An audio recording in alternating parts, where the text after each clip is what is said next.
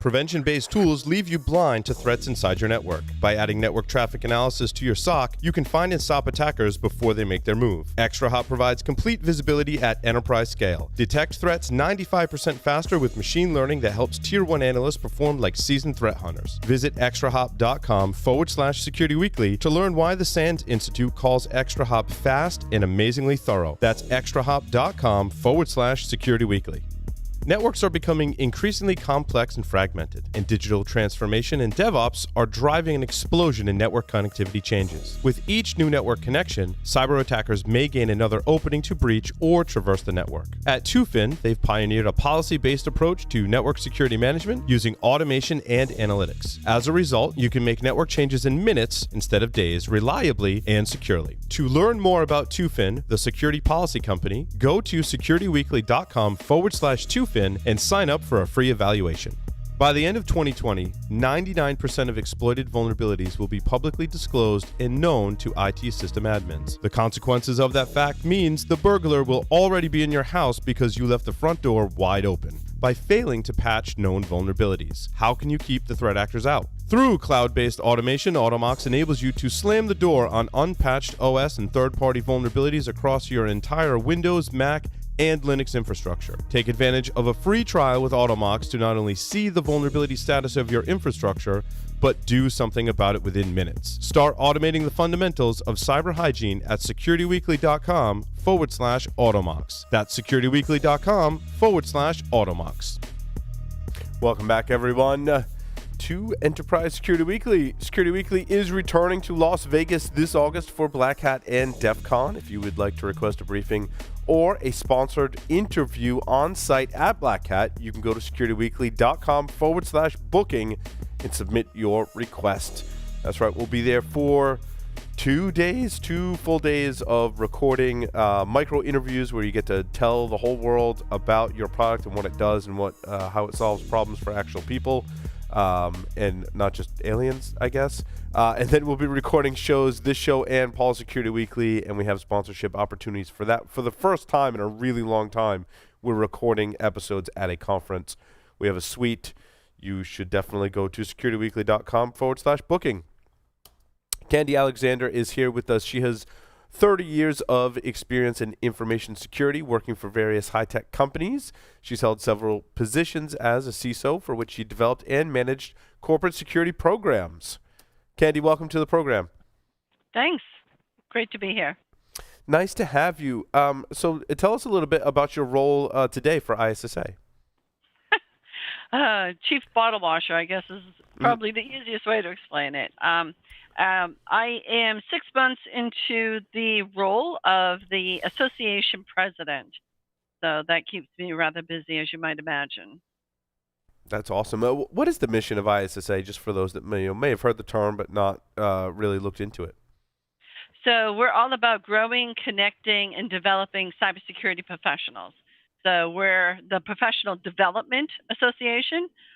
Anything that you need to be successful in your job is what we support. That's awesome. Now, is it free to join? Like, how does it work? So our membership is approximately $100 a year, which is extremely nominal. And then the chapter dues on top of that, which are typically $15 to $25, according to what chapter you belong to. So with that, of course, you get to attend all the chapter events that you would like, which usually consist of several presentations. Some chapters get into doing workshops, training, and so on and so forth.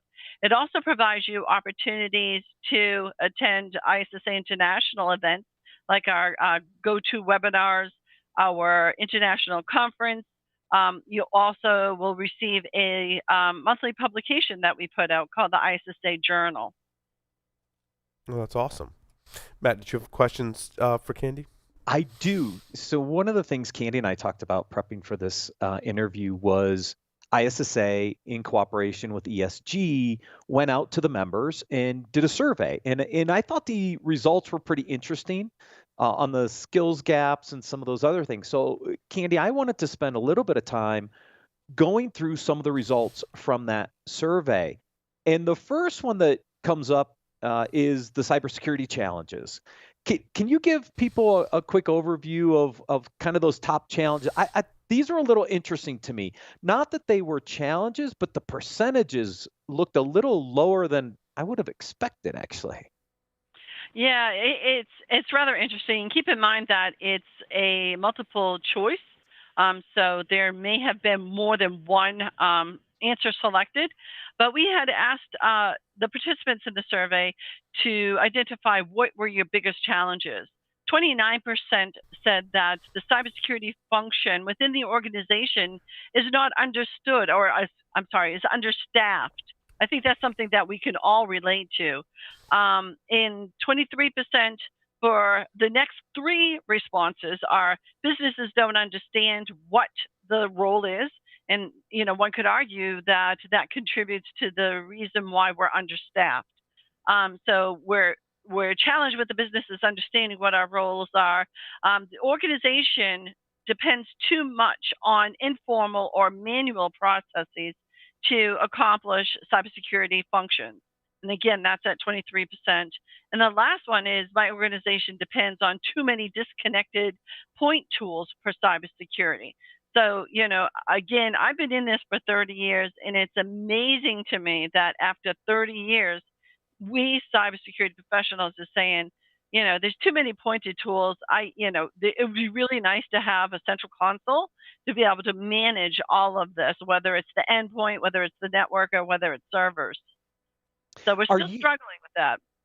Yeah, but you've done this for a couple of years. I think this is the third year. I'm just curious, are those numbers going down, going up? How did they shift from before? Because 23% is, I don't know. I think that's kind of good. I would have thought it would have been a little higher, actually. So I'm just curious how these numbers compare to previous numbers. So in regards to the overall challenge, we're about the same. When we look at some of the other data points or some of the other questions that we asked, those actually have gotten slightly worse.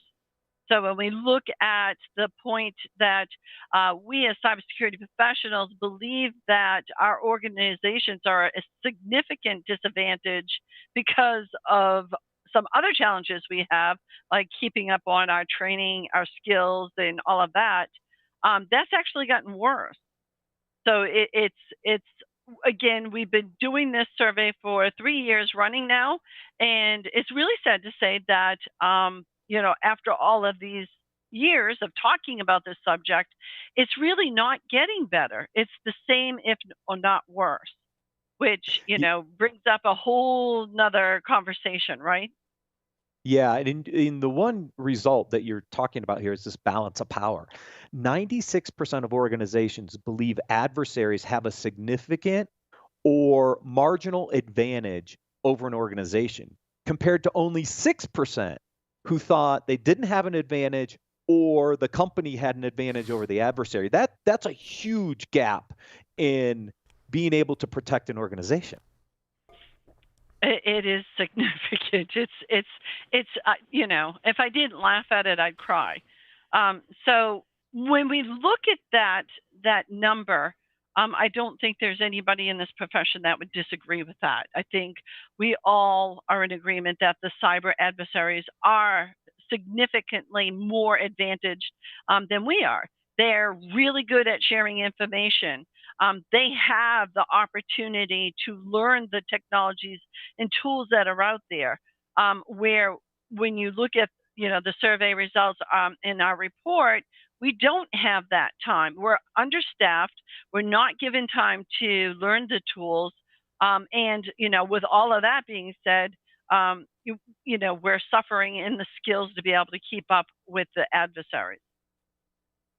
Yeah. And there's a couple other interesting tidbits in here. One was organizations who make investments in cybersecurity are more likely to attract and retain talent. And this is one of the areas we know we have, a skill shortage issue here. But those that are making investments in their cybersecurity programs are at a have a better advantage of attracting and retaining professionals. And I think this is one of the big challenges, I think, in the small to medium enterprises where they may not have those investment resources, which makes it even more challenging because it's harder for them to recruit and retain talent. That was a very interesting nugget I kind of pulled out of this research as well. Absolutely. That's a really interesting spin on it, and it really does come down to those businesses that understand what the role is. Of course, they support it. They're going to fund it.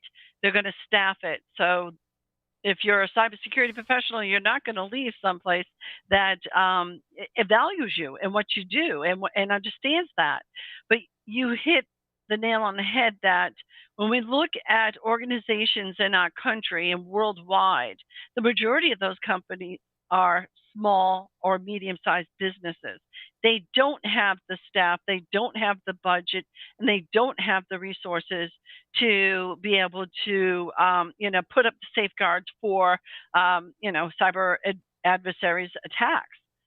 So there lies, the dilemma, right? So trying to get more technology in place and to help, prevent those types of things are happening is huge. But as well as trying to get even our brethren in IT who are also responsible for cybersecurity to understand what some of the best practices and methodologies are, and not relying completely on on the technology, because it really goes back to the cliche of security. A good sound security practice is people, process, and technology. Yeah, agreed. Yeah, you need all three. You need a balance of all three. And when you dig down into that skills gap shortage, you identified the top 4 areas. And the first 2 don't surprise me at all, by the way. We've seen a lot of move to cloud, so we know that cloud computing security resources are a big area of shortage. I'm a big believer application and digital transformation is changing the way we have to think about security. Well, So Matt, application security I want to was go back up to there. the cloud one for a moment because in looking at various ways that we can move some of our own infrastructure at Security Weekly to the cloud, I was looking at specific technologies. And when I went to some of the training and learning sites, because I'm like, these things are so complicated. Like, I need to sit down and just like understand the base terminology by taking like a short online course is even helpful. And even the training for like Amazon's Elastic Container Service, if it was a module in there, it was like 2 years old. And I'm like, that doesn't help me now. Like, how much has that service changed in the past, 2 years? Like, it doesn't even mention Fargate. And so if there is training, it's likely outdated because the cloud stuff is moving so fast. And that's a problem. That's a huge problem, absolutely huge. And so when we look about filling the cybersecurity skills gap, and I'm not talking always about the staffing and personnel, but as well as the skills. The training is not there, especially when you're looking at university programs, you're looking at when graduates come out of university, they're already 18 to 4 years behind in technology. And then you're talking, about the cloud and learning about those skills. It's again, we're not having that knowledge transfer opportunity that our cyber adversaries are. They share with one-on-ones. They have brilliant ways of doing the knowledge transfer using technology and tools, but yet we self-limit ourselves, I'm afraid. So I agree with you that we need to get sharper on the skills transfer as well as on the formal education. And what's interesting too is, if you're in a position where you could take on interns, likely you've just learned this technology yourself, and teaching it to someone else is even somewhat challenging because you're just, figured it out maybe for yourself and, had done your first deployment. It's not like a lot of other technologies like operating systems and other applications where we've been using some of the same tools for 20 years. So sure, we could take on an intern and be really effective. But since everything is new, it makes it hard on both sides from both the learning perspective and the teaching perspective. It's interesting you should bring that up because one of the data points we do pull out in this study is that fact that as cybersecurity professionals, we are feeling the pain of not being able to keep up with our skills. And because of that, of course, our organizations are at a significant disadvantage. So the analogy that I usually give is this. So cybersecurity or information security is based on technology. And technology today changes at the speed of sound. So as technologists, which we all are fundamentally, we have to learn about these new technologies at that quick speed. Now take that for a moment and understand that cybersecurity is built on that. So not only do we have to learn about those technologies at the speed of sound, but more, we need to catapult it and learn at the speed of light, because we need to now understand not just how to use it, but what are the risks inherent to using it. So now we're even more challenged than, dare I say, a regular technologist. I agree. And once you deploy this technology, it's enough effort in my mind in defense of the blue team and the defenders and the people who are building, right?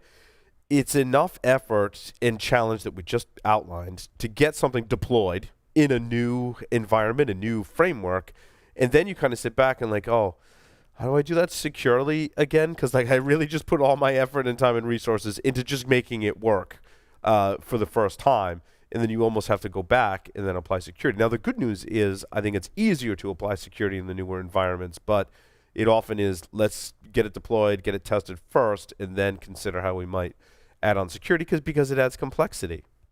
Do you really, really, really believe that? I mean, listen to what you just said, the scenario, because that happens daily, hourly, where you go in, you rush to put something in place, and then you have exhausted all of your brain power and your skills and knowledge to put that in place. And now you got to go back and figure out how to, do it securely.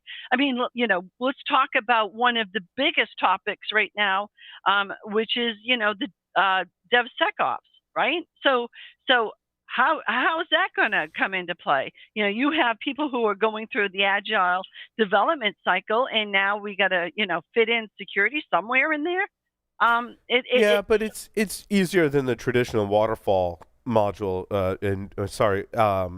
different than the waterfall kind of programs that used to happen, right? I think you're in a mode where you're enabled to do it more quickly, but sure, there's a lot of work to get there to be able to develop that process to do it more quickly. In looking at the different models, I think that you can absolutely enable security, but there's definitely some process things that need to change, and it's definitely still challenging. But I feel like before we got way further behind than you can in the new style of DevOps and Agile. Right. We can. And then it comes to the knowledge, right? Getting developers the knowledge that they need to incorporate and build, by design. Yes, so. That I agree with, because there are so many tools that you have to learn in your DevOps tool chain that it's overwhelming. Yeah. That's why these first two skills gap shortages are really interesting to me, because they play off of each other. You've got 33 in cloud, you got 32% in application security. And those two are, to me, they're really interlinked in this concept of DevSecOps. The digital transformation we're going through to build applications in a different way, building them as cloud native, only exacerbates this issue, because now not only do I have a cloud skill gap shortage when it comes to infrastructure as a service, platform as a service, orchestration, container as a service, name the service du jour. Then you apply that into your normal agile DevOps process, and now you have all these new kinds of tools coming in around the orchestrator and the containers, and how do I integrate security there? These two are feeding off of each other. And to me, this is one big area where if we can find the right skills, it's going to help with both of these areas, but it's a huge gap. And keep in mind, for the third year running, these two top skill gaps have been neck and neck in, 1 and 2 and 2 and 1 and 1 and 2. So they are most certainly hand in hand, which is it's rather frightening, to be honest. Yeah. Yeah, because we're making these applications more complex, more distributed, cloud, multi-cloud, hybridized, all over the place. It makes it harder to put security in there in some respects. And so if we can figure out DevSecOps, I'll use that term this way, correctly, then yeah, the ability to integrate security into the development process to secure the applications when they're running in the cloud, hallelujah. But in the near term, yeah, we've got some issues to address. Mm. Agreed. We have a whole lot of issues to address when it comes to, the knowledge and professional development. Getting businesses to understand what our job is. A lot of us don't understand what our job is. Never mind trying to, get the businesses. And now taking on one of the biggest challenges, dare I say, those developers, because they think they're doing fine, and it's really hard to get some people to understand how to do things differently when they think they're already doing it right in the first place. So, um, so that goes back to, again, some of the other data points in the study as to why we security professionals are completely stressed out. And I know there's been some other articles and other data supporting the fact that we're suffering burnout. So there lies the group therapy quandary, right? Yeah. I only get burnout because I have to fly back and forth on airplanes. Well, now, do ISSA chapter meetings help with burnout? I'm assuming that's one of the goals, in all seriousness.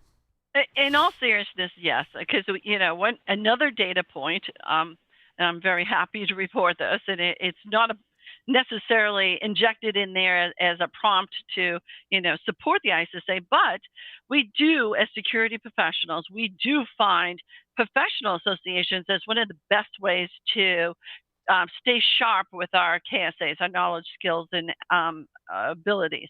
So that's a good thing, as well as networking and peer interaction. It always helps to be able to no joke. I often say security meetings are my group therapy, and in a way it's really true.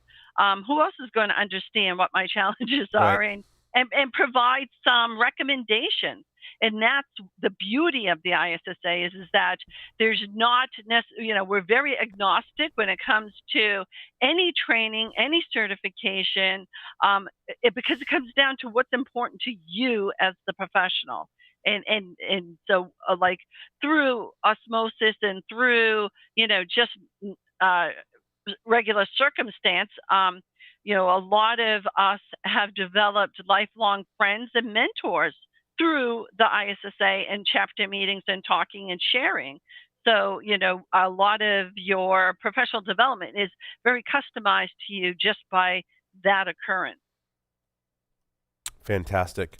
Well, Candy, thank you so much for appearing on Enterprise Security Weekly. It was wonderful having you on the show. We encourage our audience to go check out the ISSA website, find a chapter in your local area, and become involved. Thanks again, Candy. Thank you. And with that, we'll take a short break. Come back with the Enterprise Security News. Stay tuned. Don't go anywhere.